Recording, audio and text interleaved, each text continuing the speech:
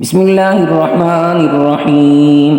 وقال لهم نبيهم إن آية ملكه أن يأتيكم التابوت فيه سكينة من ربكم وبقية مما ترك آل موسى وآل هارون تحمله الملائكة إن في ذلك لآية لكم إن كنتم مؤمنين. بسم الله الرحمن الرحيم. ثم أنزل الله سكينته على رسوله وعلى المؤمنين وأنزل جنودا لم تروها وعذب الذين كفروا وذلك جزاء الكافرين. بسم الله الرحمن الرحيم.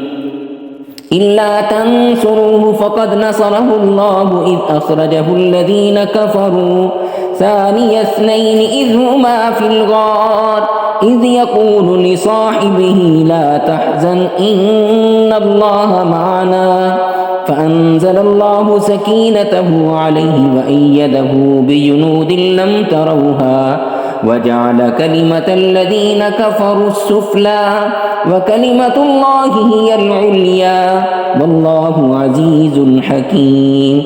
هو الذي أنزل السكينة في قلوب المؤمنين ليزدادوا إيمانا مع إيمانهم ولله جنود السماوات والأرض وكان الله عليما حكيما. لقد رضي الله عن المؤمنين إذ يبايعونك تحت الشجرة فعلم ما في قلوبهم فأنزل السكينة عليهم وأثابهم فتحا قريبا ومغانم كثيرة يأخذونها وكان الله عزيزا حكيما. إذ جعل الذين كفروا في قلوبهم الحمية حمية الجاهلية فأنزل الله سكينته على رسوله وعلى المؤمنين وألزمهم كلمة التقوى وكانوا أحق بها وأهلها وكان الله بكل شيء عليما.